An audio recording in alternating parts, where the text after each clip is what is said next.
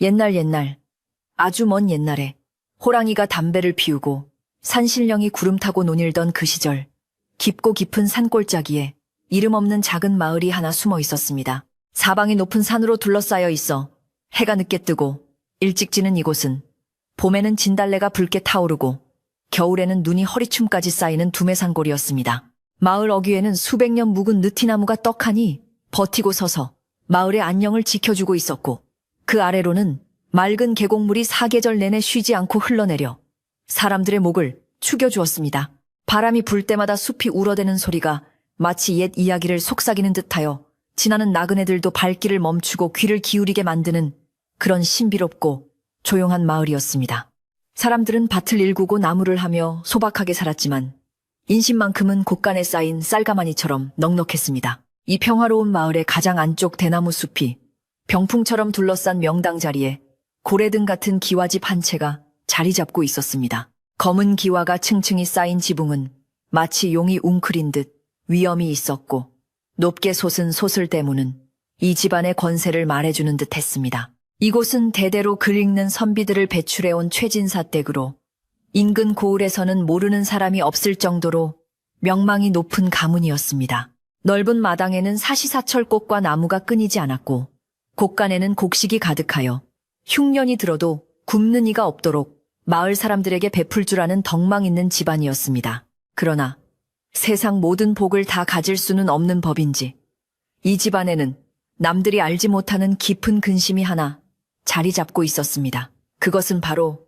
대대로 내려오는 귀한 아들이 단명한다는 끊을 수 없는 슬픈 내력이었습니다. 지금 이 집의 주인인 최선비 역시 그 슬픈 내력을 피해갈 수는 없었는지 어려서부터 몸이 유난히 약하고 잔병치레가 끊이지 않았습니다. 훤칠한 키에 맑은 눈망울을 가진 그는 누가 보아도 귀공자의 풍모를 지녔으나 얼굴에는 늘 핏기가 없이 창백했고, 한여름에도 캥겹 이불을 덮지 않으면 한기를 느낄 정도로 허약했습니다. 마을 사람들은 그가 기침이라도 한번 하면 행여나 큰일이라도 날까 노심초사했고, 최선비의 부모님은 좋다는 약초와 용하다는 의원을 찾아 전국 방방곡곡을 헤매고 다녔습니다. 그러나 하늘의 뜻인지 아니면 조상의 업보인지 백약이 무효했고, 최선비는 서책을 벗삼아 방 안에 머무는 날이 많았습니다. 그는 창호지 문 너머로 들려오는 바람소리와 새소리를 들으며 자유롭게 뛰어노는 아이들을 부러운 눈길로 바라보곤 했습니다. 그러던 어느 해, 늦가을 최선비의 나이 20이 되던 해에 드디어 집안에 경사가 났으니 바로 혼인을 하게 된 것이었습니다. 신부는 이웃 마을의 몰락한 양반가 규수인 연화낭자였습니다. 그녀는 비록 가세는 기울었으나 성품이 대나무처럼 곱고 마음씨가 비단결처럼 고와서 마을 사람들 사이에서 칭송이 자자한 처자였습니다. 연화낭자가 최진사 댁으로 시집오던 날, 마을 사람들은 구름처럼 몰려나와 두 사람의 앞날을 축복해 주었습니다. 가마에서 내리는 연화낭자의 모습은 마치 하늘에서 내려온 선녀처럼 아름다웠고, 병약한 최선비의 곁에 서니 마치 마른 나무에 꽃이 핀 듯 집안 전체가 환해지는 듯 했습니다. 사람들은 이제 최선비의 병도 씻은 듯이 나을 것이라며 덕담을 아끼지 않았고, 최선비 역시 아내의 고운 자태에 마음을 빼앗겨 잠시나마 병고를 잊을 수 있었습니다. 연화낭자는 시집온 그날부터 지극정성으로 남편을 공양했습니다. 새벽같이 일어나 정화수를 떠놓고 남편의 쾌차를 비는 기도를 올렸고, 끼니 때마다 소화가 잘 되는 음식들로 정갈한 밥상을 차려내왔습니다. 남편이 밤늦게까지 책을 읽으면 그 곁을 지키며 등잔불에 심지를 돋우어 주었고, 기침이라도 할라치면 따뜻한 물을 대령하고 등을 쓸어주며 밤을 지새우기 일쑤였습니다. 그녀의 손길은 어찌나 야무지고 따뜻한지 차갑게 식었던 최선비의 손발도 아내의 손이 닿으면 온기가 돌곤 했습니다. 최선비는 그런 아내가 고맙기도 하고 미안하기도 하여 어서 빨리 몸을 추슬러 남들처럼 든든한 가장이 되어주겠노라고 다짐하고 또 다짐했습니다. 두 사람의 금슬은 마을 앞을 흐르는 계곡물처럼 맑고 깊어서 보는 이들의 마음까지 흐뭇하게 만들었습니다. 그러나 행복한 시간도 잠시, 찬바람이 불고 눈발이 날리기 시작하는 겨울이 오자 최선비의 병세가 다시금 깊어지기 시작했습니다. 밤마다 식은땀을 흘리며 가위에 눌리기 일쑤였고, 기침 소리는 날이 갈수록 거칠어져 갔습니다. 용하다는 의원이 지어준 탕약을 아무리 다려 먹여도 차도가 없었고 최선비의 얼굴은 날이 갈수록 헬쓱해져만 갔습니다. 연화 낭자의 얼굴에도 근심의 그림자가 짙게 드리워졌지만 그녀는 남편 앞에서는 내색 한번 하지 않고 늘 환한 미소로 그를 안심시키려 애썼습니다. 서방님, 조금만 더 힘을 내세요. 곧 봄이 오면 따뜻한 볕을 쬐며 꽃 구경을 갈 수 있을 것입니다. 그녀의 따뜻한 말 한마디가 최선비에게는 그 어떤 약보다도 큰 위로가 되었습니다. 그러던 어느 날 밤이었습니다. 깊은 밤중에 목이 말라 잠에서 깬 최선비는 습관처럼 옆자리를 더듬어 보았으나 웬일인지 아내의 자리가 비어 있었습니다. 평소 같으면 잠결에도 남편의 기척을 느끼고 먼저 일어나 물을 챙겨주었을 아내였기에 최선비는 의아한 생각이 들었습니다. 측간에라도 간 것일까 하고 생각하며 다시 잠을 청하려 했으나 밖에서 들려오는 바람 소리가 유난히 스산하여 쉽사리 잠이 오지 않았습니다. 한참을 기다려도 아내가 돌아오지 않자 걱정이 된 최선비는 몸을 일으켜 방문을 살며시 열어보았습니다. 마루에는 차가운 달빛만 가득할 뿐 아내의 모습은 보이지 않았고 집안은 쥐 죽은 듯 고요했습니다. 불안한 마음에 방문을 열고 나가보려던 찰나 부엌 쪽에서 희미한 인기척이 느껴졌습니다. 이 야심한 시각에 부엌에는 무슨 일로 갔을까? 최선비는 고개를 갸웃거리며 다시 방으로 들어와 자리에 누웠습니다. 혹시나 아내가 배가 고파 야참이라도 먹으러 간 것일까?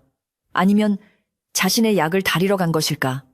별의별 생각이 다 들었습니다. 잠시 후 방문이 조용히 열리더니 차가운 냉기와 함께 아내가 들어왔습니다.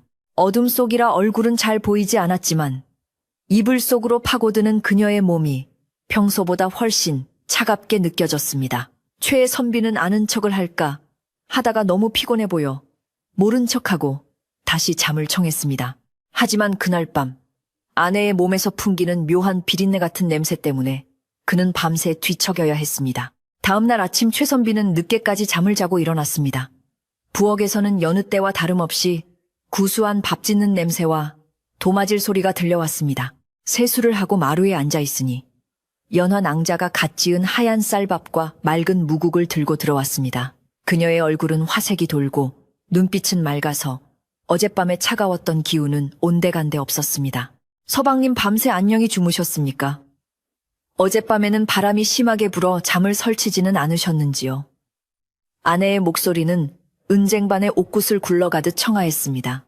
최선비는 고개를 끄덕이며 숟가락을 들었지만 마음 한구석에 남은 찜찜한 기분은 쉽게 사라지지 않았습니다. 그날 이후로도 최선비는 몇 번이나 밤중에 잠에서 깨어났고 그때마다 아내의 자리가 비어있는 것을 확인했습니다.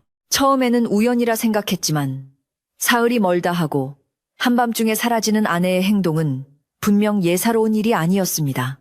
게다가 아내가 돌아올 때마다 풍기는 그 희미한 비린내와 입가에 묻은 붉은 자국 같은 것이 어둠 속에서도 언뜻 보이는 듯하여 최선비의 의심은 꼬리에 꼬리를 물고 커져만 갔습니다. 설마 아니 저 착한 사람이 딴 마음을 먹었을 리는 없고 도대체 밤마다 어디를 다녀오는 것일까? 의심은 독버섯처럼 자라나 병약한 그의 마음을 갉아먹기 시작했습니다. 어느 날 낮 최선비는 마루에 앉아 책을 읽다가 마당을 쓸고 있는 아내를 물끄러미 바라보았습니다. 따사로운 햇살 아래서 비질을 하는 그녀의 모습은 그림처럼 아름다웠고 가끔씩 흘러내리는 머리카락을 쓸어 넘기는 손짓은 우아하기 그지없었습니다. 지나가는 하인들에게도 상냥하게 말을 건네고 굶주린 길고양이에게도 밥을 챙겨주는 그녀의 모습을 보며 최선비는 자신의 의심을 자책했습니다. 내 몸이 아프니 마음까지 병들어 헛것을 보고 헛생각을 하는 것이로구나. 저토록 천사 같은 사람이 무슨 비밀이 있겠는가. 그는 스스로를 타이르며 다시 책에 집중하려 애썼습니다. 하지만 책장 위로 아른거리는 것은 글자가 아니라 어젯밤 어둠 속에서 보았던 아내의 서늘한 뒷모습이었습니다. 계절은 어느덧 깊은 겨울로 접어들어 산천초목이 하얀 눈으로 뒤덮였습니다. 날씨가 추워지면서 최선비의 기침은 더욱 심해졌고 어떤 날은 피가 섞인 가래가 나오기도 했습니다. 집안의 어른들은 걱정이 태산 같았고 연화 낭자는 밤낮 없이 지극정성으로 간호에 매달렸습니다. 그녀는 추운 겨울산을 헤매며 귀한 약초를 캐오기도 하고 손발이 다 부르트도록 찬물에 빨래를 하며 남편의 청결을 유지했습니다. 그런 아내를 보며 최선비는 눈시울을 붉히곤 했습니다. 부인 나 같은 사람 만나 고생이 많구려. 다음 생에는 부디 건강하고 튼튼한 사내를 만나 호강하며 사시오. 그러면 연화낭자는 정색을 하며 남편의 입을 막았습니다. 서방님 어찌 그런 섭섭한 말씀을 하십니까? 저는 서방님과 함께하는 지금이 가장 행복합니다. 반드시 쾌차하실 것이니 약한 소리 마셔요. 그러나 아내의 헌신적인 간호에도 불구하고 최선비의 마음속 불안감은 완전히 사라지지 않았습니다. 오히려 아내가 밤마다 사라지는 횟수가 잦아지면서 불안감은 공포로 바뀌어가고 있었습니다. 예전에는 사흘에 한 번 꼴이었다면 이제는 이틀에 한 번, 심지어는 매일 밤 자정 무렵이면 어김없이 아내가 자리에서 일어나는 것이었습니다. 그녀는 마치 홀린 사람처럼 조용히 일어나 소리 없이 문을 열고 밖으로 나갔습니다. 최선비는 자는 척하며 그 모습을 지켜보았지만 차마 뒤를 따라 나설 용기가 나지 않았습니다. 혹시라도 자신이 감당할 수 없는 끔찍한 진실을 마주하게 될까봐 두려웠기 때문입니다. 그날 밤은 유난히 달빛이 밝은 밤이었습니다. 창호지 문으로 스며드는 달빛이 방안을 대낮처럼 환하게 비추고 있었습니다. 최선비는 일찍 잠자리에 들었으나 정신은 말똥말똥했습니다. 옆에 누운 아내는 고른 숨소리를 내며 잠든 척하고 있었지만 최선비는 그녀가 깨어있다는 것을 직감적으로 알 수 있었습니다. 긴장감에 심장이 쿵쿵 뛰고 손에 땀이 쥐어졌습니다. 아니나 다를까 마을 어귀에서 멀리 개 짖는 소리가 들려오고 삼경자정을 알리는 북소리가 희미하게 들려오자 아내가 스르르 몸을 일으켰습니다. 그녀는 앉아서 잠시 남편의 눈치를 살피더니 안심한 듯 조심스럽게 이불을 걷어내고 일어섰습니다. 아내는 옷걸이에 걸린 겉옷을 챙겨 입지도 않은 채 얇은 소복 차림으로 문을 열고 나갔습니다. 문이 열리자마자 칼날 같은 겨울바람이 방 안으로 들이닥쳐 최선비의 뺨을 때렸습니다. 그는 몸을 부르르 떨었지만 이번만큼은 반드시 진실을 확인해야겠다는 결심이 섰습니다. 그는 아내가 신발을 신는 소리가 들리고 나서야 조용히 일어나 문틈으로 밖을 내다보았습니다. 아내는 마당을 가로질러 대문 쪽으로 가는 것이 아니라 집 뒤편에 있는 부엌 쪽으로 발걸음을 옮기고 있었습니다. 달빛 아래 비친 그녀의 그림자가 길게 늘어져 기괴한 형상을 만들어내고 있었습니다. 최선비는 떨리는 손으로 옷깃을 여미고 숨소리를 죽이며 방을 나섰습니다. 마룻바닥이 삐걱거리는 소리가 나지 않도록 발 뒤꿈치를 들고 살금살금 걸었습니다. 차가운 마루의 냉기가 발바닥을 타고 올라와 머리끝까지 쭈뼛하게 만들었습니다. 그는 기둥 뒤에 몸을 숨기며 부엌 쪽을 주시했습니다. 부엌 문은 살짝 열려 있었고 그 안에서 희미하게 달그락거리는 소리가 들려왔습니다. 마치 짐승이 먹이를 씹는 듯한 쩝쩝거리는 소리 같기도 하고 무언가를 자르는 소리 같기도 했습니다. 최선비는 침을 꼴깍 삼키며 부엌 쪽으로 한 발짝 더 다가갔습니다. 심장이 터질 듯이 요동쳐서 그 소리가 아내에게 들릴까봐 겁이 날 지경이었습니다. 부엌 문틈으로 새어나오는 것은 불빛이 아니었습니다. 그저 창문으로 들어온 달빛만이 부엌 내부를 어슴푸레하게 비추고 있었습니다. 최선비는 용기를 내어 부엌 문에 난 작은 구멍으로 안을 들여다보았습니다. 그리고 그는 자신의 눈을 의심할 수밖에 없었습니다. 부엌 한 구석, 아궁이 옆주그리고 앉아있는 여인, 헝클어진 머리카락 사이로 보이는 것은 분명 자신의 아내 연화낭자였습니다. 그런데 그녀의 손에 들려있는 것은 밥그릇도 물사발도 아니었습니다. 그것은 붉은 피가 뚝뚝 떨어지는 큼지막한 날고기 덩어리였습니다. 최선비는 입을 틀어막고 주저앉을 뻔했습니다. 평소에는 벌레 한 마리도 죽이지 못한다고 하던 아내가 지금 어둠 속에 앉아 날고기를 손으로 찢고 있었던 것입니다. 그녀는 고기 한 점을 뜯어내어 입으로 가져갔습니다. 우적, 우적. 정적을 깨고 들려오는 그 소리는 최선비의 고막을 찢어놓는 듯 했습니다. 아내의 얼굴은 달빛을 등지고 있어 잘 보이지 않았지만 고기를 씹어 삼키는 그녀의 어깨가 격렬하게 들썩이고 있었습니다. 그것은 배가 고파 허겁지겁 먹는 사람의 모습이라기보다는 마치 무언가에 씌어 억지로 먹는 사람처럼 고통스러워 보이기도 했고 또 한편으로는 굶주린 짐승이 먹이를 탐하는 것처럼 탐욕스러워 보이기도 했습니다. 최선비는 눈앞이 캄캄해지고 다리에 힘이 풀려 더 이상 서 있을 수가 없었습니다. 도대체 내가 무엇을 본 것인가? 내 아내가 사람이 아니었단 말인가? 혹시 전설 속에서나 듣던 구미호가 둔갑하여 내 간을 빼먹으려고 온 것은 아닐까? 공포가 밀물처럼 밀려와 그의 이성을 마비시켰습니다. 그는 비명을 지르고 싶었지만 목구멍이 꽉 막힌 듯 소리가 나오지 않았습니다. 지금 당장이라도 문을 박차고 들어가 그게 무엇이냐고 소리치고 싶었지만 만약 아내가 정말로 요물이라면 자신을 해칠지도 모른다는 본능적인 두려움이 그의 발목을 잡았습니다. 그는 덜덜 떨리는 몸을 이끌고 뒷걸음질 쳐서 다시 안방으로 도망치듯 돌아왔습니다. 이불 속으로 들어와 머리끝까지 뒤집었었지만 공포는 사라지지 않았습니다. 부엌에서 들려오던 그 끔찍한 주죄 저작 소리가 귓가에 맴돌아 정신을 차릴 수가 없었습니다. 잠시 후 부엌 문이 닫히는 소리가 들리고 다시 마당을 가로지르는 발소리가 들려왔습니다. 아내가 돌아오고 있었습니다. 최선비는 짐승처럼 몸을 웅크리고 숨을 죽였습니다. 드르륵 방문이 열리고 차가운 밤 공기와 함께 아내가 들어왔습니다. 그리고 다시 맡아지는 그 비릿한 피냄새. 아내는 아무 일도 없었다는 듯이 남편의 옆자리에 누웠습니다. 그녀의 손이 이불 속에서 최선비의 등에 닿았을 때 그는 쏘스라치게 놀라 비명을 지를 뻔했습니다. 그 손은 마치 얼음장처럼 차가웠고 미세하게 떨리고 있었습니다. 그날 밤 최선비는 한숨도 자지 못했습니다. 옆에 누운 아내가 사람이 아닌 괴물처럼 느껴져 견딜 수가 없었습니다. 아침이 밝아오자 아내는 언제나처럼 일찍 일어나 부엌으로 나갔습니다. 최선비는 외탄 눈으로 천장을 바라보며 생각에 잠겼습니다. 이 일을 어찌해야 한단 말인가?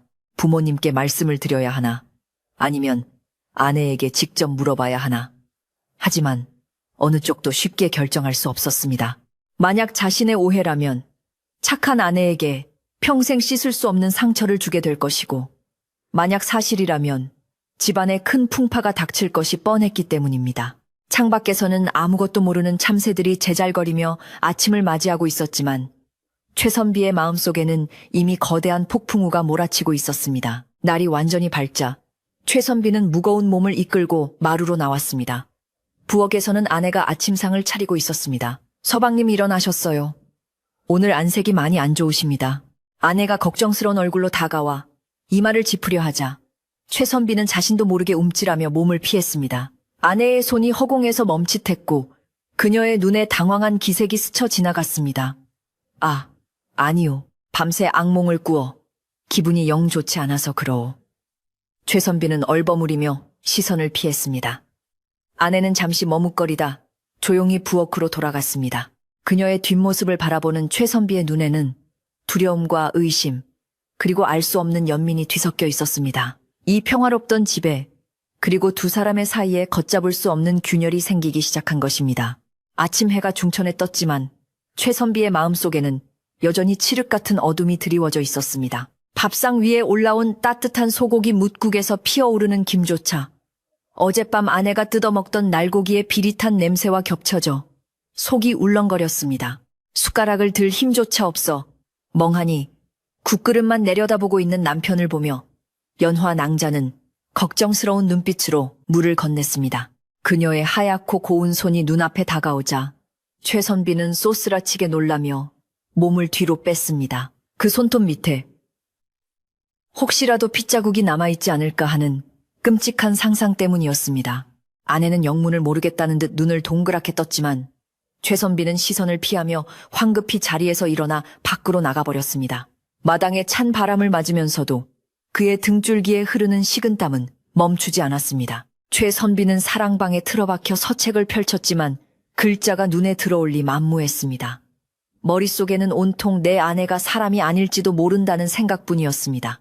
옛 이야기 속에서나 듣던 사람의 간을 빼먹기 위해 여인으로 둔갑한 여우가 바로 내 옆에 누워있는 것은 아닐까 하는 의심이 꼬리에 꼬리를 물었습니다. 만약 그게 사실이라면 지난 반년 동안 지극정성으로 자신을 간호해온 그 모든 행동들이 단지 살을 찌워 잡아먹기 위한 가식이었단 말인가. 최선비는 고개를 세차게 흔들어 불길한 생각을 떨쳐버리려 했지만 부엌 쪽에서 들려오는 도마 소리조차 섬뜩하게 느껴져 견딜 수가 없었습니다. 평소에는 그토록 정겹게 들리던 집안의 일상적인 소음들이 이제는 마치 그를 조여오는 옥죄는 소리처럼 들렸습니다. 그날 이후로 최선비는 아내와 눈을 마주치는 것조차 두려워졌습니다. 연화 낭자가 다가오면 슬금슬금 자리를 피했고 밤이 되면 아프다는 핑계로 등을 돌리고 누워 잠이 든 척했습니다. 하지만 잠이 올 리가 없었습니다. 그는 밤새 신경을 곤두세우고 아내의 숨소리 하나하나에 귀를 기울였습니다. 이튿날 밤에도 그리고 그 다음날 밤에도 아내는 어김없이 자정이 넘으면 자리에서 일어났습니다. 그때마다 최선비는 이불 속에서 주먹을 꽉 쥐고 공포에 떨며 아내가 나가기를 기다렸습니다. 아내가 문을 열고 나가면 얼마 지나지 않아 부엌 쪽에서 짐승이 먹이를 뜯는 듯한 쩝쩝거리는 소리가 들려왔고 최선비는 귀를 틀어막으며 밤을 지새워야 했습니다. 집안의 분위기는 날이 갈수록 흉흉해졌습니다. 최선비의 얼굴이 흑빛으로 변해가는 것을 보고 하인들은 수군거리기 시작했습니다. 도대체 서방님 병세가 왜 저리 더 깊어지시는 걸까? 세아 씨가 들어오고 나서 더 안 좋아지신 것 같지 않아 하인들의 무심한 말 한마디가 최선비의 가슴에 비수처럼 꽂혔습니다. 게다가 며칠 전부터는 이상한 소문까지 돌기 시작했습니다. 마을의 닭과 오리가 밤사이 감쪽같이 사라진다는 것이었습니다. 처음에는 산짐승의 소행이거니 했지만 짐승의 발자국도 없고 핏자국 하나 없이 깨끗하게 사라지는 것이 예사롭지 않다는 말이 돌았습니다. 어떤 이는 밤중에 머리를 풀어헤친 여인을 보았다고도 했고 어떤 이는 기괴한 울음소리를 들었다고도 했습니다. 이 소문을 들은 최선비의 가슴은 철렁 내려앉았습니다. 밤마다 사라지는 아내 부엌에서 들려오는 짐승 같은 소리, 그리고 마을에서 사라지는 가축들, 모든 정황이 하나의 끔찍한 결론을 가리키고 있었습니다. 내 아내가 밤마다 나가서 짐승을 잡아먹고 있는 것이구나. 이제 곧 가축이 바닥나면 그 다음 차례는 바로 내가 되겠구나. 최선비는 공포에 질려 식음을 전폐하다시피 했습니다. 몸은 점점 더 말라가고 눈은 최탁에 들어가 이제는 살아있는 사람이라기보다 걸어다니는 송장과 다를 바가 없었습니다. 연화 낭자는 눈물을 흘리며 미음이라도 한 술뜨라고 애원했지만 최선비에게는 그 미움조차 사약처럼 보일 뿐이었습니다. 그러던 어느 날 오후 최선비는 힘없는 몸을 이끌고 뒷마당의 정자에 앉아 멍하니 산을 바라보고 있었습니다. 그때 뒤에서 인기척이 느껴져 돌아보니 집안의 살림을 도맡아 하는 늙은 행랑 어멈이 서 있었습니다. 그녀는 최진사 댁에서 3대째 일해오고 있는 터줏대감으로 눈치가 빠르고 입이 무거워 집안의 대소사를 꿰뚫고 있는 노인이었습니다. 행랑 어멈은 근심이 가득한 얼굴로 최선비를 바라보다가 조심스럽게 말을 건넸습니다. 도련님, 안색이 너무 안 좋으십니다. 무슨 말 못할 고민이라도 있으신지요? 그녀의 주름진 얼굴에는 최선비에 대한 진심 어린 걱정이 묻어 있었습니다. 최선비는 한숨을 푹 내쉬며 고개를 저었지만 행랑어멈의 날카로운 눈빛을 피할 수는 없었습니다. 행랑어멈은 주위를 둘러보더니 목소리를 낮추어 은밀하게 속삭였습니다. 도련님, 제 주제넘은 말씀인지는 모르오나 요즘 집안에 도는 기운이 심상치가 않습니다. 밤마다 부엌 쪽에서 들리는 이상한 소리를 저만 들은 것이 아닙니다. 최선비는 화들짝 놀라 행랑어멈을 쳐다보았습니다. 자신만이 알고 있다고 생각했던 비밀을 다른 누군가도 알고 있다는 사실에 놀라움과 동시에 안도감이 밀려왔습니다. 자네도 들었는가? 그 소리를. 최선비의 떨리는 목소리에 행랑어멈은 무겁게 고개를 끄덕였습니다. 예, 도련님. 며칠 전 잠이 오지 않아 마당을 거니는데 부엌에서 짐승이 뼈를 씹는 듯한 소리가 들려 가보았습니다. 행랑어멈은 잠시 말을 멈추고 침을 삼키더니 더욱 목소리를 낮추어 말을 이었습니다. 문틈으로 보니 세아 씨께서 부엌 바닥에 앉아 무언가를 드시고 계셨습니다. 어두워서 자세히는 못 보았지만 그 모습이 사람의 것이라고는 믿기 힘들 정도로 기괴했습니다. 그리고 그 다음날 아침 닭장 문이 열려 있고 닭 한 마리가 사라졌습니다. 이것이 과연 우연이겠습니까? 행랑어멈의 말은 최선비가 애써 외면하려 했던 의심에 기름을 붓는 격이었습니다. 이제는 의심이 아니라 확신으로 변해가는 순간이었습니다. 최선비의 손은 사시나무 떨리듯 떨리기 시작했고 입술은 파랗게 질려 말이 나오지 않았습니다. 도련님 예로부터 요물은 사람의 정기를 먹고 산다고 했습니다. 세아 씨가 들어오신 후로 도련님의 병세가 차도가 없으신 것도 다 그 때문이 아닐런지요. 부디 몸 조심하셔야 합니다. 사람의 탈을 썼다고 해서 다 사람은 아닌 법입니다. 행랑어멈의 충고는 뼈가 시리도록 무서웠습니다. 그녀는 혀를 차며 사라졌지만 최선비는 그 자리에 못 박힌 듯 앉아 움직일 수가 없었습니다. 아내가 요물이라니 구미호라니 그토록 사랑스럽고 헌신적이던 아내가 밤이면 괴물로 변해 생사를 뜯어먹는다니. 세상이 무너지는 것 같은 절망감이 밀려왔습니다. 하지만 한편으로는 살아야겠다는 생존 본능이 꿈틀거렸습니다. 이대로 앉아서 죽음을 기다릴 수는 없었습니다. 그날 저녁, 최선비는 방에 들어온 아내를 유심히 관찰했습니다. 그녀는 여전히 단아하고 아름다운 모습으로 이부자리를 펴고 있었습니다. 하지만 최선비의 눈에는 그녀의 붉은 입술이 핏물을 머금은 것처럼 보였고, 가늘고 긴 손가락은 날카로운 발톱을 숨기고 있는 것처럼 보였습니다. 서방님, 오늘은 좀 어떠신지요? 약은 잘 챙겨 드셨습니까? 아내가 다가오며 묻자 최선비는 짐짓 태연한 척하며 대답했습니다. 조금 나아진 것 같기도 하오. 헌데 부인 요즘 마을에 도둑재미가 든다는 소문이 있던데 문단속은 잘하시오. 그는 아내의 반응을 살피기 위해 넌지시 떠보았습니다. 그러자 아내의 눈동자가 순간적으로 흔들리는 것을 그는 놓치지 않았습니다. 아내, 저도 그런 이야기를 들은 것 같습니다. 밤에 무서워서 문을 꼭 걸어 잠그고 잡니다. 아내는 당황한 듯 말을 더듬으며 시선을 피했습니다. 그녀의 거짓말은 서툴렀습니다. 밤마다 밖으로 나가는 사람이 문단속을 걱정한다니 앞뒤가 맞지 않았습니다. 최선비는 속으로 쓴 웃음을 지었습니다. 역시나 무언가 숨기고 있는 게 분명해. 내 눈을 속일 수는 없다. 그는 이제 아내의 정체를 밝혀내고야 말겠다고 굳게 다짐했습니다. 그것이 설령 자신이 감당할 수 없는 끔찍한 진실이라 할지라도 이 지옥 같은 의심 속에서 사는 것보다는 나을 것 같았습니다. 밤이 깊어지자 산골마을의 정막은 더욱 짙어졌습니다. 밖에서는 부엉이가 부엉부엉하고 구슬피 울어대고 나뭇가지들이 바람에 흔들리며 스산한 그림자를 만들어냈습니다. 최선비는 일찌감치 자리에 누워 숨을 고르고 있었습니다. 오늘은 기필코 끝을 보리라. 아내는 평소와 다름없이 남편의 잠자리를 봐주고 옆에 누웠습니다. 하지만 최선비는 그녀의 몸에서 풍기는 미묘한 흙냄새와 피냄새를 느낄 수 있었습니다. 그것은 살아있는 사람의 냄새가 아니었습니다. 숲속 깊은 곳, 햇빛이 들지 않는 음습한 곳에서 나는 냄새였습니다. 시간이 얼마나 흘렀을까? 멀리서 새벽을 알리는 닭. 울음소리가 들리기 전 가장 어둡다는 축시. 새벽 1시 3시가 되었습니다. 옆에 누워있던 아내가 기다렸다는 듯이 일어났습니다. 이번에는 평소와 달랐습니다. 그녀는 주위를 두리번거리지도 않고 마치 누군가 부르는 것처럼 곧장 문을 향해 걸어갔습니다. 그녀의 발걸음은 빠르고 다급해 보였습니다. 최선비는 실눈을 뜨고 그녀의 행동을 지켜보았습니다. 아내는 문갑에서 작은 보따리를 꺼내 품에 안았습니다. 그것은 지난번에 보지 못했던 것이었습니다. 저 보따리 안에 무엇이 들어있는 것일까? 혹시 훔쳐온 닭의 내장이라도 들어있는 걸까? 최선비의 심장이 요동쳤습니다. 아내는 문을 열고 밖으로 나갔고 차가운 바람이 방 안을 훑고 지나갔습니다. 최선비는 더 이상 망설이지 않았습니다. 그는 미리 준비해둔 검은 겉옷을 걸치고 발소리가 나지 않도록 버선을 단단히 동여매었습니다. 그리고 머리맡에 두었던 작은 호신용 단도를 품에 넣었습니다. 만약의 사태에 대비해야 했습니다. 문을 열고 나가니 아내는 이미 마당을 벗어나 뒤뜰로 향하는 쪽문을 통과하고 있었습니다. 오늘은 부엌으로 가는 것이 아니었습니다. 쪽문 너머는 험한 산길로 이어지는 대나무 숲이었습니다. 이 야밤에 산으로 간단 말인가?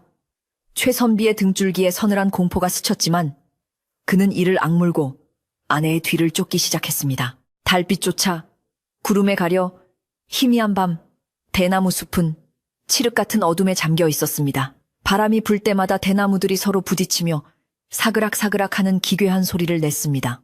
그 소리는 마치 수만 마리의 뱀이 기어가는 소리 같기도 하고 귀신들이 속삭이는 소리 같기도 했습니다. 앞서가는 아내의 흰 소복이 어둠 속에서 희미하게 빛나며 이정표가 되어주었습니다. 그녀는 험한 산길을 익숙한 듯 거침없이 올라갔습니다. 돌뿌리에 걸려 넘어질 뻔한 최선비와는 달리 그녀의 발걸음은 마치 땅 위를 떠서 가는 듯 가볍고 빨랐습니다. 그 모습이 더욱더 사람이 아닌 것처럼 느껴졌습니다. 산을 오를수록 숨이 턱끝까지 차올랐지만 최선비는 멈출 수 없었습니다. 아내가 향하는 곳은 마을 사람들도 잘 가지 않는 오래전에 버려진 산신각이 있는 곳이었습니다. 그곳은 예전부터 도깨비가 나온다거나 귀신이 출몰한다는 소문이 있어 낮에도 사람들이 꺼리는 곳이었습니다. 도대체 저런 흉한 곳에 가서 무엇을 하려는 게냐? 최선비의 두려움은 극에 달했지만 동시에 진실을 알고자 하는 집념 또한 불타올랐습니다. 그는 나무 뒤에 몸을 숨기며 아내와의 거리를 유지했습니다. 어느새 숲이 끝나고 탁 트인 공터가 나타났습니다. 그리고 그 한가운데 낡고 허물어진 산신각이 흉물스럽게 서 있었습니다. 아내는 산신각 앞에 넓은 바위 앞에 멈춰 섰습니다. 그러고는 품에 안고 왔던 보따리를 조심스럽게 풀어놓았습니다. 구름 사이로 달이 잠시 얼굴을 내밀자 바위 위에 풍경이 드러났습니다. 최선비는 눈을 비비며 자세히 보았습니다. 보따리에서 나온 것은 붉은 핏물이 뚝뚝 떨어지는 고기 덩어리들이었습니다. 하나, 둘, 셋. 꽤 많은 양이었습니다. 아내는 그 고기들을 바위 위에 가지런히 늘어놓더니 그 앞에 무릎을 꿇고 앉았습니다. 그리고 어깨를 들썩이며 무언가를 중얼거리기 시작했습니다. 주문을 외우는 것일까? 아니면 저주를 퍼붓는 것일까? 최선비는 마른 침을 삼키며 나무 뒤에서 그 기이한 의식을 지켜보았습니다. 이제 곧 그녀의 진짜 모습이 드러날 것이라는 생각에 온몸에 털이 곤두섰습니다. 적막이 감도는 산신각 앞마당에는 오직 바람 소리와 나뭇잎이 스치는 소리만이 가득했습니다. 최선비는 굵은 느티나무 뒤에 몸을 숨긴 채 숨소리조차 내지 않으려 입을 틀어막고 아내의 기이한 행동을 지켜보고 있었습니다. 아내는 차가운 바위 위에 붉은 생고기 덩어리들을 가지런히 올려놓고는 그 앞에 무릎을 꿇고 앉아 합장을 하였습니다. 달빛이 구름 사이로 흐릿하게 비칠 때마다 그녀의 하얀 소복이 유령처럼 보였다가 사라지기를 반복했습니다. 그녀의 어깨는 가늘게 떨리고 있었고 입에서는 알아들을 수 없는 낮은 중얼거림이 흘러나왔습니다. 그것은 마치 저승의 언어처럼 들려 최선비의 등줄기를 더욱 서늘하게 만들었습니다. 도대체 누구에게 비는 것일까요? 산신령인가? 아니면 악귀인가? 최선비의 머릿속은 온통 공포와 의문으로 뒤엉켜 터질 것만 같았습니다. 아내는 한참을 그렇게 앉아 주문을 외우더니 갑자기 바닥에 머리를 댔으며 절을 하기 시작했습니다. 한 번, 두 번, 세 번. 그 절은 멈추지 않고 계속되었습니다. 이마가 바닥에 거친 돌에 부딪혀 피가 배어 나올 것만 같았지만 그녀는 아랑곳하지 않고 절을 올렸습니다. 마치 자신의 몸이 부서져도 좋다는 듯한 필사적인 몸짓이었습니다. 최선비는 그 모습을 보며 기이한 위화감을 느꼈습니다. 보통 요물이 사람을 해치려고 저주를 내릴 때는 눈빛이 살기로 번뜩이고 입가에 비릿한 미소가 감돈다고 들었습니다. 하지만 지금 아내의 모습은 살기보다는 처절한 슬픔과 고통이 느껴졌습니다. 절을 할 때마다 흐느끼는 소리가 바람을 타고 들려와 최선비의 가슴을 묘하게 파고들었습니다. 저 눈물은 악어의 눈물일까요? 아니면 진심 어린 참회의 눈물일까요? 100번도 넘게 절을 올린 아내는 탈진한 듯 잠시 바닥에 엎드려 있었습니다.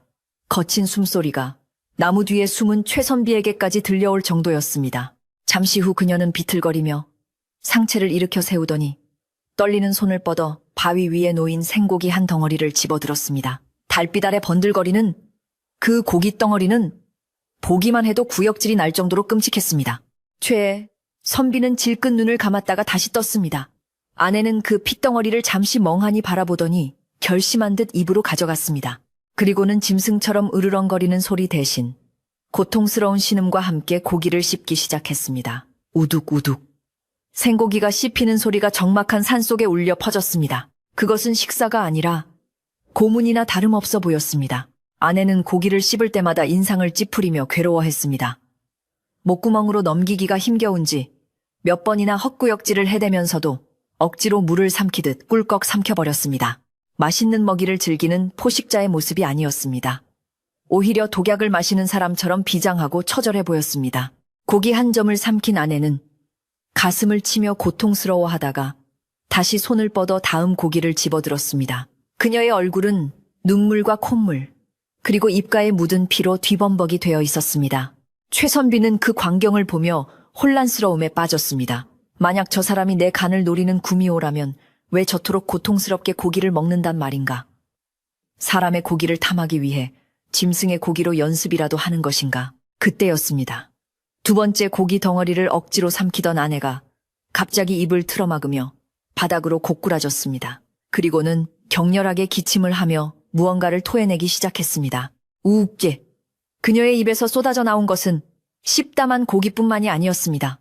검붉은 피가 울컥울컥 쏟아져 나와 바위 앞에 하얀 눈을 검게 물들였습니다. 아내는 속이 뒤집히는 듯한 고통에 몸을 비틀며 바닥을 굴렀습니다. 손톱으로 땅을 긁으며 짐승 같은 비명을 질러댔지만 그 소리는 공포보다는 극한의 고통을 호소하는 소리였습니다. 최선비는 자신도 모르게 숨을 들이켰습니다. 사람이 아니 짐승이라도 저렇게 많은 피를 토하고도 살 수 있을까요?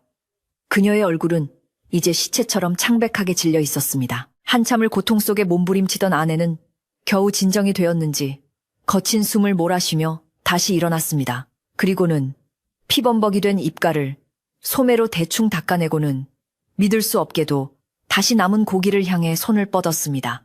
최선비는 경악을 금치 못했습니다. 저 정도면 죽을 수도 있을 텐데 도대체 무엇 때문에 저 짓을 멈추지 않는단 말인가? 무엇이 저 사람을 저토록 끔찍한 행위로 내모는 것인가?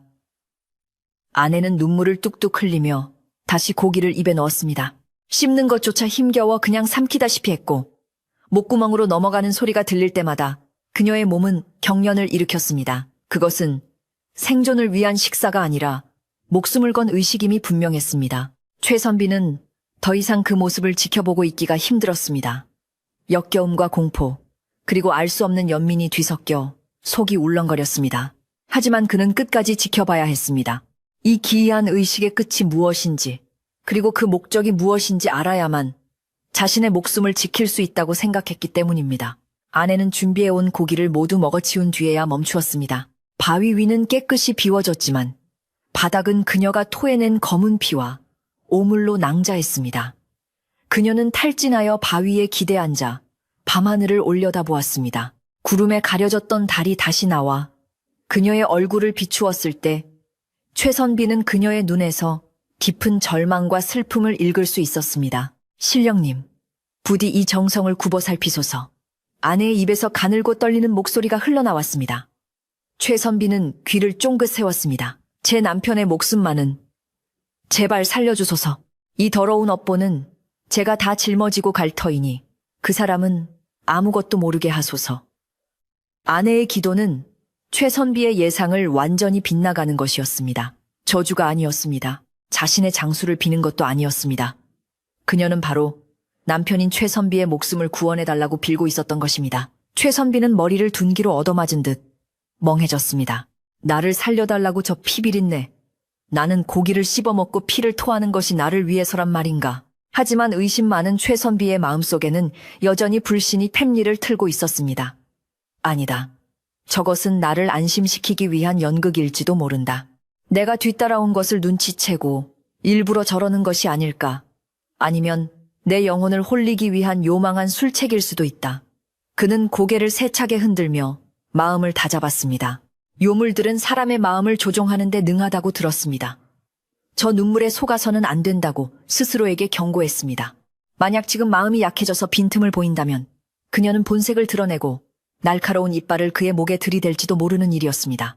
그는 품속에 쥐고 있는 단도의 자루를 더욱 꽉 움켜쥐었습니다. 아내는 잠시 숨을 고르더니 다시 바닥에 엎드려 기도를 계속했습니다. 제 몸속에 흐르는 피가 다 마르고 제 살이 다 썩어 문드러져도 좋사오니 부디 서방님의 병환을 거두어 주소서. 이 미천한 몸뚱이를 제물로 바치나이다. 그녀의 목소리는 갈라지고 쉬어 있었지만 그 안에 담긴 간절함만큼은 뼈를 깎는 듯 했습니다. 그녀는 눈물을 하염없이 흘리며 땅을 치고 통곡했습니다. 그 소리는 숲속에 잠든 짐승들마저 깨울 만큼 애절하고 비통했습니다.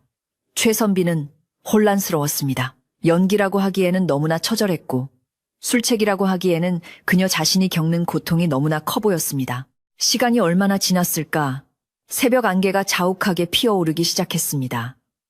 산 아래 마을에서 닭 울음소리가 희미하게 들려왔습니다. 아내는 화들짝 놀라며 하늘을 보더니 서둘러 자리를 정리하기 시작했습니다. 바닥에 쏟아놓은 토사물을 흙으로 덮고 바위 주변을 나뭇가지로 쓸어 흔적을 지웠습니다.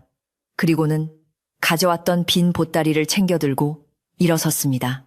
밤새 시달린 탓에 그녀의 걸음걸이는 술 취한 사람처럼 위태로웠습니다. 몇 번이나 비틀거리며 넘어질 뻔했지만 그녀는 이를 악물고 산을 내려가기 시작했습니다. 날이 밝기 전에 집에 도착해야 한다는 일념 하나로 움직이는 것 같았습니다. 최선비는 아내가 시야에서 사라질 때까지 기다렸다가 천천히 나무 뒤에서 걸어 나왔습니다. 다리가 저려 제대로 걸을 수가 없었습니다. 그는 아내가 머물렀던 바위 앞으로 다가갔습니다. 비릿한 피냄새와 역겨운 냄새가 코를 찔렀습니다.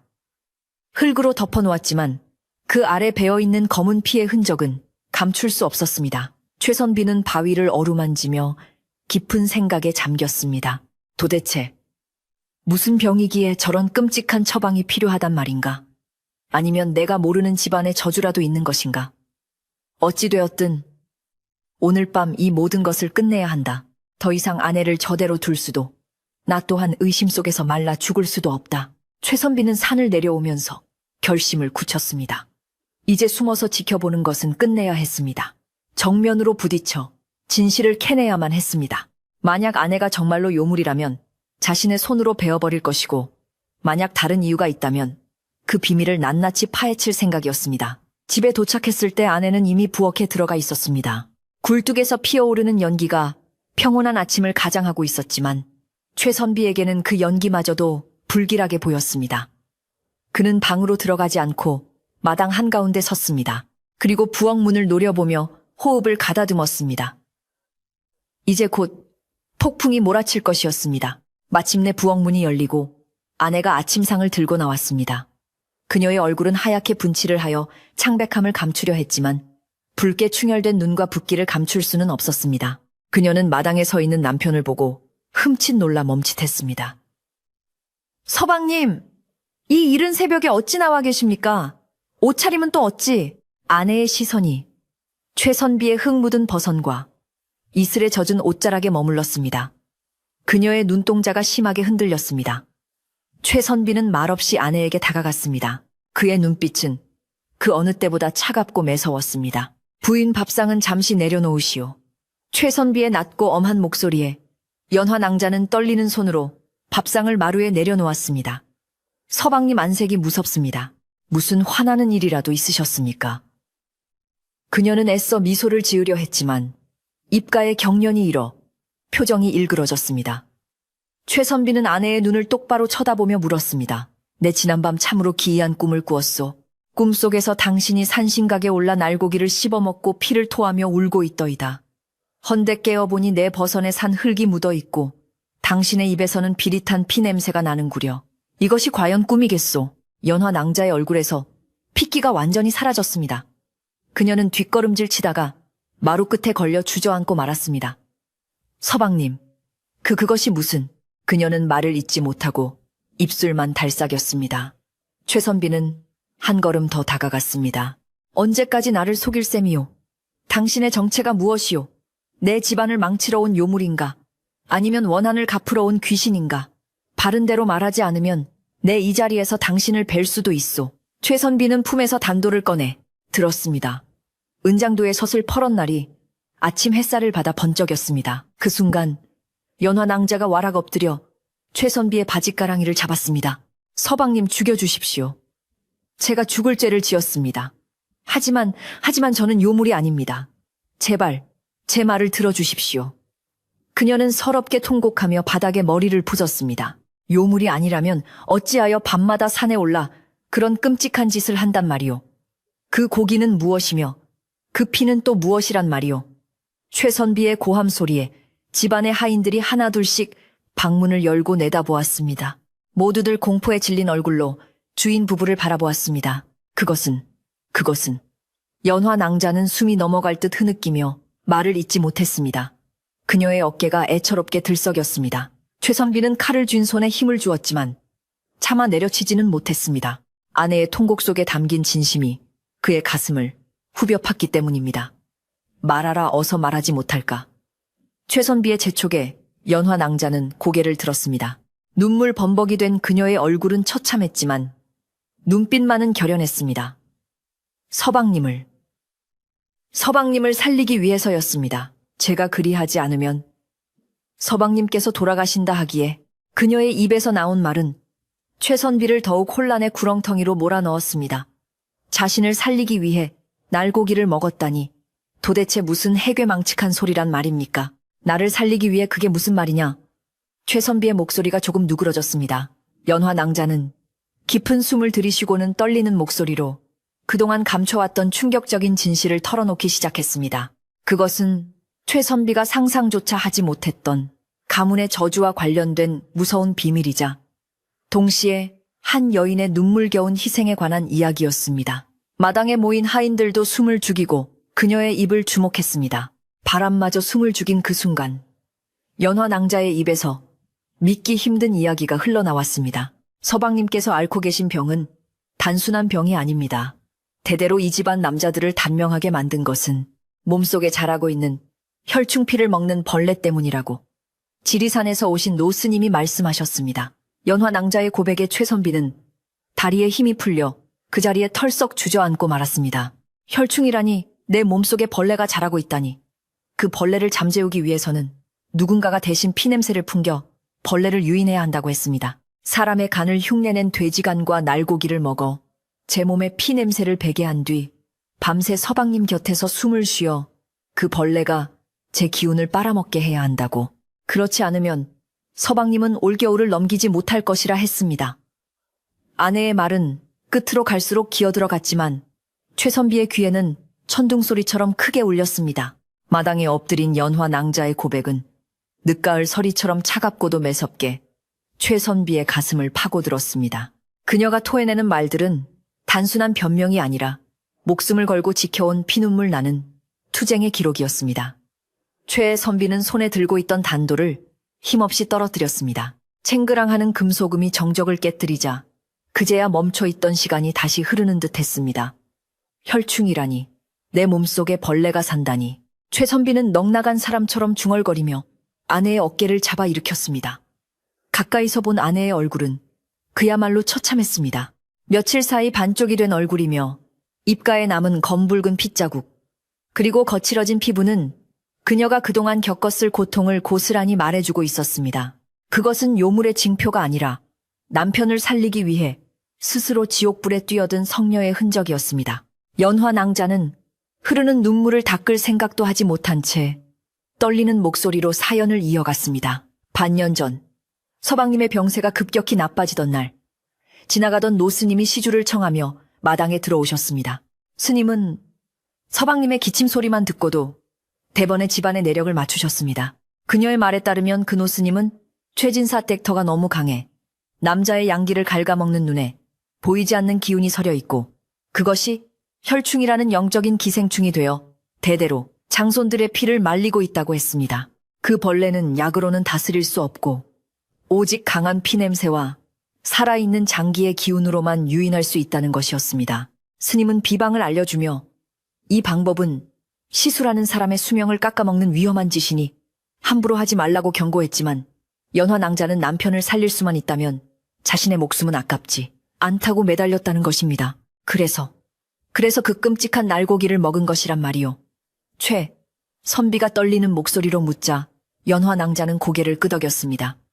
예, 스님 말씀이 제가 밤마다 산 짐승의 간과 피를 먹어 제 몸을 제물처럼 만들어야 한다고 하셨습니다. 그리고 서방님이 깊이 잠드신 축시에 곁에 누워 숨을 섞으면 서방님 몸속의 혈충이 제 몸에서 나는 강한 피냄새를 맡고 저에게로 옮겨온다고 했습니다. 제가 산신각에서 피를 토한 것은 제 몸으로 들어온 혈충의 독기를 뱉어내기 위함이었습니다. 이야기를 듣는 내내 최선비의 가슴은 미어지는 듯 했습니다. 자신이 밤마다 느꼈던 아내의 차가운 체온과 비릿한 냄새가 실은 자신을 대신해 죽어가던 아내의 고통스러운 몸부림이었다는 사실을 깨닫자 참을 수 없는 회한과 부끄러움이 밀려왔습니다. 최선비는 와락 아내를 끌어안았습니다. 이 못난 사람아, 이 미련한 사람아, 나 같은 놈이 뭐라고 네 목숨을 담보로 그런 짓을 한단 말이냐. 최선비의 눈에서 뜨거운 눈물이 쏟아져 나와 아내의 옷깃을 적셨습니다.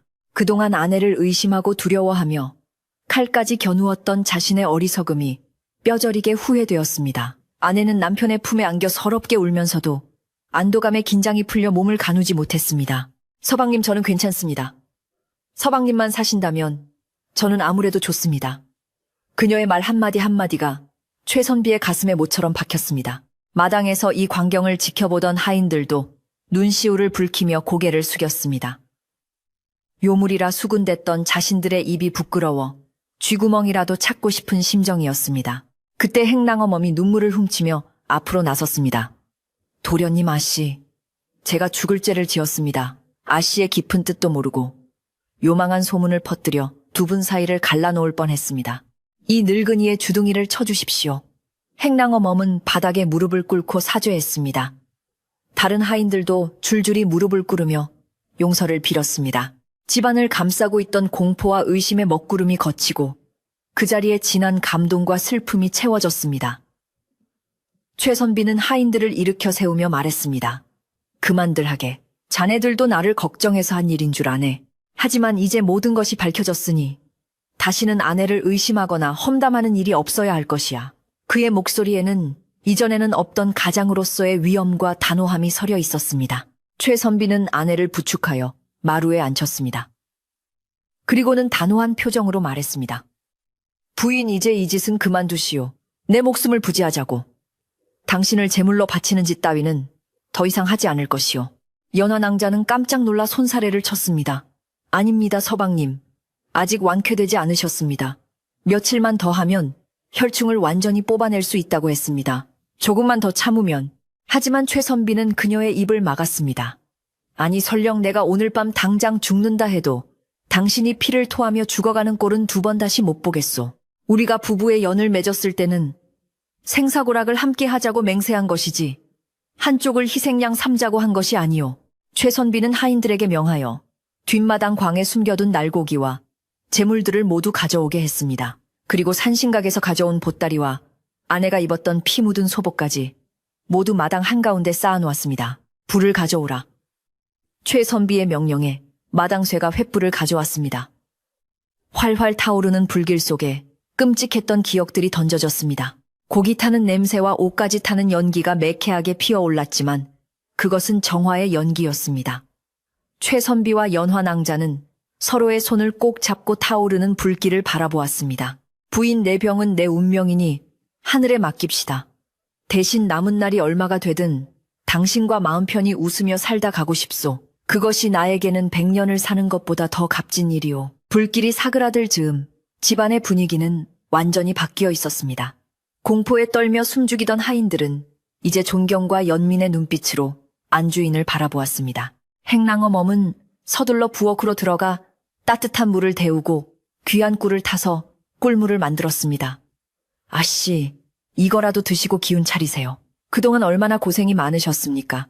행랑어멈이 건네는 따뜻한 꿀물 한 그릇에 연화낭자는 다시금 눈물을 흘렸습니다. 차가운 날고기와 비린피, 대신 따뜻하고 달콤한 물이 목구멍을 넘어가자 얼어붙었던 몸과 마음이 녹아내리는 듯 했습니다. 그녀는 이제 더 이상 혼자가 아니었습니다. 최선비는 직접 따뜻한 물수건을 가져와 아내의 얼굴과 손을 닦아주었습니다. 입가에 묻은 핏자국을 꼼꼼히 닦아내고 흙투성이가 된 손발을 정성스럽게 씻어주었습니다. 이 고운 손이 이렇게 거칠어지다니. 내 무심함을 용서하시오. 최선비의 손길은 투박했지만 그 어느 때보다 다정했습니다. 연화낭자는 남편의 손길을 느끼며 비로소 자신이 사랑받고 있음을, 그리고 지옥 같은 고통의 시간이 끝났음을 실감했습니다. 씻겨낸 물이 검붉게 변해갈수록 두 사람 사이에 쌓여있던 오해와 불신도 씻겨 내려갔습니다. 최선비는 아내를 방으로 데려가 깨끗한 새 옷으로 갈아입혔습니다. 하얀 소복 대신 고운 색동 저고리를 입은 아내는 다시 예전의 아름다운 모습으로 돌아와 있었습니다. 점심때가 되자 최선비는 마을 사람들을 불러 모으지는 않았지만 집안 하인들에게 넉넉한 점심상을 내리도록 했습니다. 그리고 자신도 아내와 함께 겸상을 했습니다. 상 위에는 날것이라고는 찾아볼 수 없었습니다. 푹 삶은 닭백숙과 따뜻한 잡곡밥, 그리고 김이 모락모락 나는 나물 반찬들이 차려졌습니다. 부인, 이제는 익힌 음식만 드시오. 그리고 나와 함께 드시오. 최선비가 닭다리를 뜯어 아내의 밥그릇에 올려주자 연화낭자는 목이 메어 밥을 넘기지 못했습니다. 어서 드시오. 당신이 건강해야 나도 건강해질 것 아니오. 남편의 재촉에 그녀는 숟가락을 들었습니다. 따뜻한 밥 한 숟가락이 입안에 들어오자 그동안의 긴장이 풀리며 온몸에 온기가 퍼져나갔습니다. 그것은 세상에서 가장 맛있는 밥상이었습니다. 식사를 마친 후 최선비는 사랑방 문을 활짝 열어젖혔습니다. 겨울 햇살이 방 안 깊숙이 들어와 눅눅했던 공기를 말려주었습니다. 그는 더 이상 어두운 방에 틀어박혀 있지 않았습니다. 마당으로 나와 하인들이 겨우내 미뤄두었던 장작패는 이를 거들기도 하고 닭장도 손수 고쳤습니다. 놀랍게도 몸을 움직이는데 숨이 차지 않았습니다. 서방님 무리하시면 안 됩니다. 아내가 걱정하며 말렸지만 최선비는 환하게 웃으며 대답했습니다. 아니요. 이상하게 몸이 가볍소. 마치 묵은 체증이 내려간 것처럼 시원하오. 그것이 아내의 지극정성 덕분인지 아니면 마음의 짐을 덜어버린 탓인지는 알 수 없었지만 최선비의 얼굴에는 오랜만에 붉은 혈색이 돌고 있었습니다. 마을에 퍼졌던 흉흉한 소문도 금세 잦아들었습니다. 행랑어멈이 마을 우물가에 나가 우리 세아씨가 서방님 병구안하느라 밤마다 정한수 떠놓고 기도하러 다닌 것을 눈어두은 사람들이 헛것을 보고 떠든 것이라고 못을 박았기 때문입니다. 사람들은 그러면 그렇지. 그 착한 댁이 그럴 리가 있나 하며 고개를 끄덕였고 오히려 효부났다고 칭찬이 자자해졌습니다.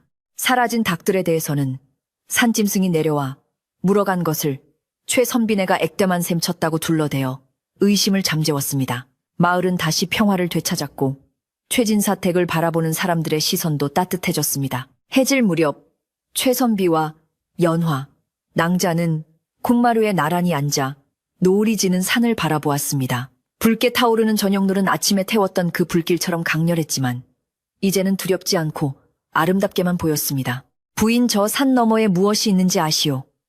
최선비가 묻자 연화 낭자는 고개를 저었습니다. 모릅니다. 저는 이 마을 밖을 나가본 적이 별로 없어서요. 최선비는 아내의 손을 꼭 잡으며 말했습니다. 내 몸이 조금 더 나아지면 봄에는 당신과 함께 저 산 너머로 꽃놀이를 갑시다. 맛있는 것도 많이 먹고 좋은 구경도 실컷 합시다. 그것은 단순한 약속이 아니라 삶에 대한 의지이자 사랑의 맹세였습니다. 밤이 찾아왔지만 집안은 더 이상 무섭지 않았습니다. 곳곳에 밝은 등불을 켜두어 어둠이 틈탈 곳이 없게 만들었습니다. 잠자리에 들 시간, 최선비는 아내에게 말했습니다. 오늘부터는 내 곁에서 편안히 주무시오. 숨소리를 죽일 필요도 없고 밤중에 일어나 나갈 필요도 없소. 그저 내 아내로서 편안히 잠만 자면 돼요.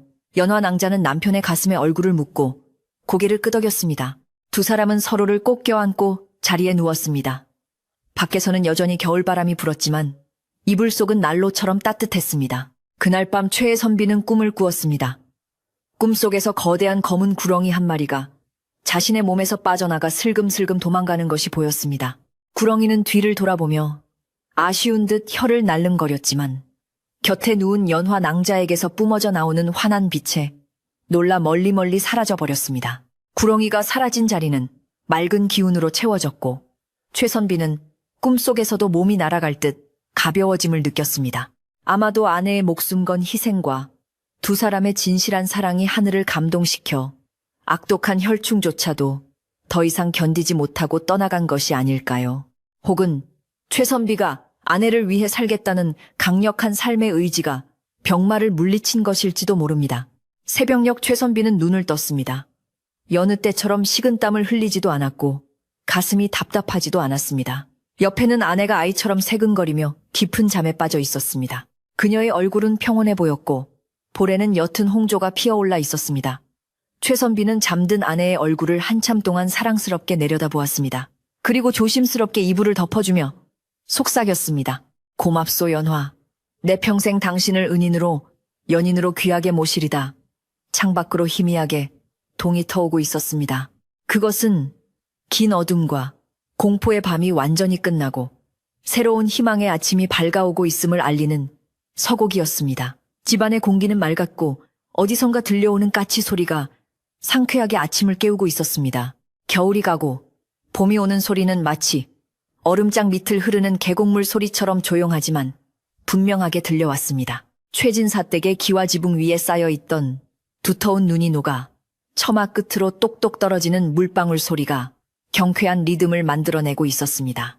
마당 한 구석에 서 있는 매화나무 가지에는 어느새 쌀알 같은 꽃망울이 맺혀 터질 듯 말 듯 봄 기운을 머금고 있었습니다. 그토록 혹독하고 길었던 추위가 물러가고 따스한 남쪽 바람이 불어오기 시작하자 얼어붙었던 땅도 기지개를 켜듯 부드러워졌습니다. 계절의 변화는 산천 초목에만 찾아온 것이 아니었습니다. 죽음의 그림자가 드리워져 있던 최선비의 얼굴에도 기적처럼 생명의 빛이 찾아들었습니다. 그날 이후로 최선비의 몸은 하루가 다르게 좋아졌습니다. 처음에는 미음조차 넘기기 힘들어하던 그가 이제는 밥 한 그릇을 뚝딱 비우고도 모자라 간식까지 찾을 정도가 되었습니다. 창백하다 못해 투명해 보였던 피부에는 복숭아빛 혈색이 돌기 시작했고 푹 꺼져 있던 볼에는 살이 올라보기 좋게 변했습니다. 무엇보다도 그의 눈빛이 달라졌습니다. 늘 근심과 두려움에 젖어 흐릿하던 눈동자가 이제는 밤하늘의 별처럼 총기 있게 빛났습니다. 아침이면 일찍 일어나 마당을 거닐며 체조를 하고 낮에는 서책을 읽는 목소리가 담장을 넘어 마을 어귀까지 쩌렁쩌렁하게 울려 퍼졌습니다. 연화 낭자의 변화 또한 놀라웠습니다. 밤마다 차가운 산길을 오르내리며 피를 토하던 병색은 씻은 듯이 사라지고 본래의 고운 자태가 더욱 빛을 발했습니다. 남편을 살리겠다는 일념 하나로 자신의 몸을 돌보지 않았던 그녀였지만 이제는 남편의 사랑을 듬뿍 받으며 하루하루 꽃처럼 피어났습니다. 그녀가 부엌에서 음식을 장만할 때면 흥얼거리는 콧노래 소리가 끊이지 않았고 그 소리를 듣는 하인들의 얼굴에도 웃음꽃이 피었습니다. 세상에 우리 도련님이 저렇게 건강해지시다니 정말 꿈만 같네. 세아 씨의 정성이 하늘을 감동시킨 게지. 암 그렇고 말고. 하인들은 삼삼오오 모여 앉아 주인 부부의 이야기를 하며 신바람 나게 일손을 놀렸습니다. 최선비는 몸이 회복되자 방 안에만 틀어박혀 있던 생활을 청산했습니다. 그는 지팡이도 없이 두 발로 꼿꼿하게 서서 마을 밖으로 나들이를 다녔습니다. 마을 사람들은 최선비가 건강한 모습으로 걸어다니는 것을 보고 마치 죽은 사람이 살아 돌아온 것처럼 놀라워했습니다. 아이고, 최선비님, 이게 웬일입니까? 안색이 훤하십니다. 밭을 갈던 농부들이 일손을 멈추고 달려와 인사를 건넸습니다. 최선비는 그들의 손을 일일이 잡아주며 덕담을 건넸습니다. 다 이웃 여러분의 염려 덕분입니다. 네, 이제야 사람 구실을 하게 되었으니 그동안 못한 도리를 하며 살겠습니다. 그의 겸손하고 힘찬 목소리에 마을 사람들은 진심으로 기뻐하며 축하해 주었습니다. 어느 맑은 날, 최선비는 연화 낭자를 데리고 뒷산에 올랐습니다. 불과 몇 달 전까지만 해도 공포와 죽음의 장소였던 그 산신각 가는 길은 이제 진달래와 철쭉이 만발한 꽃길로 변해 있었습니다. 연화 낭자는 그때의 끔찍했던 기억이 떠오르는지 잠시 주춤거렸지만 최선비가 그녀의 손을 꽉 잡아주었습니다. 두려워 마시오. 이제 이곳은 우리에게 고통을 주는 곳이 아니라 우리가 이겨낸 승리의 장소요. 남편의 듬직한 말에 연화 낭자는 용기를 얻어 발걸음을 옮겼습니다. 두 사람은 산신각 앞 바위에 나란히 앉아 발 아래 펼쳐진 마을 풍경을 내려다보았습니다. 부인 기억하오. 당신이 여기서 피를 토하며 나를 살려달라고 빌었던 그 밤을. 최선비가 조용히 물었습니다. 연화 낭자는 부끄러운 듯 고개를 숙이며 대답했습니다. 어찌 있겠습니까? 제 평생 가장 절박하고 무서웠던 밤이었습니다. 최선비는 아내의 어깨를 감싸 안으며 말했습니다. 그날 당신이 보여준 희생이 나를 살렸소. 아니, 정확히 말하면 당신의 그 마음이 내 안에 있던 나약한 마음과 병마를 몰아낸 것이오. 이제 나는 두 번 다시 아프지 않을 것이오. 당신을 지키기 위해서라도 천년만년 강건하게 살 것이오. 산들바람이 불어와 두 사람의 옷자락을 날렸고 멀리서 뻐꾸기 울음소리가 평화롭게 들려왔습니다. 집으로 돌아온 최선비는 곳간을 활짝 열었습니다. 그리고 마을 사람들을 위해 큰 잔치를 벌였습니다. 거창한 잔치는 아니었지만 떡을 치고 돼지를 잡고 술을 빚어 마을 사람 모두가 배불리 먹을 수 있도록 베풀었습니다. 많이들 드시게나. 그동안 내 병구안 하느라 밤잠 설친 우리 식구들도 걱정해준 이웃들도 모두 고맙네. 최선비가 술잔을 들어 건배를 제의하자 마당에 모인 사람들은 환호성을 질렀습니다. 잔치상에는 날고기 따위는 찾아볼 수 없었습니다. 푹 익힌 수육과 따끈한 국밥, 그리고 김이 모락모락 나는 시루떡이 가득했습니다. 사람들은 음식을 나누어 먹으며 최진사 댁의 앞날의 축복을 빌어주었습니다. 잔치가 무르익을 무렵 마을의 최고령자인 촌장 어른이 지팡이를 짚고 최선비 앞으로 다가왔습니다. 최선비 자네 조부 때부터 내가 이 집안을 지켜보았네만 자네처럼 병을 훌훌 털고 일어난 사람은 처음일세. 이것은 자네 처의 공덕이기도 하지만 자네가 그 공덕을 알아주고 귀하게 여긴 덕분이네. 부부는 서로의 거울이라 했지. 자네들이 서로를 살린 게야.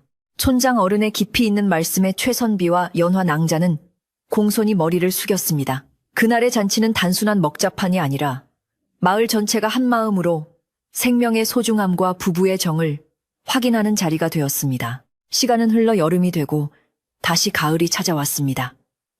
들판에는 황금빛 벼가 물결치고 감나무에는 붉은 감이 주렁주렁 열렸습니다. 최진사 댁에도 또 하나의 경사가 찾아왔으니 바로 연화 낭자의 택이었습니다. 대대로 자손이 귀하고 단명하여 늘 근심이 가득했던 이 집안에 드디어 튼튼한 뿌리를 내릴 새 생명이 찾아온 것입니다. 의원에게 진맥을 받고 나온 연화 낭자가 수줍게 소식을 전하자 최선비는 뛸 듯이 기뻐하며 아내를 번쩍 안아 올렸습니다. 하늘이 우리를 버리지 않으셨구나.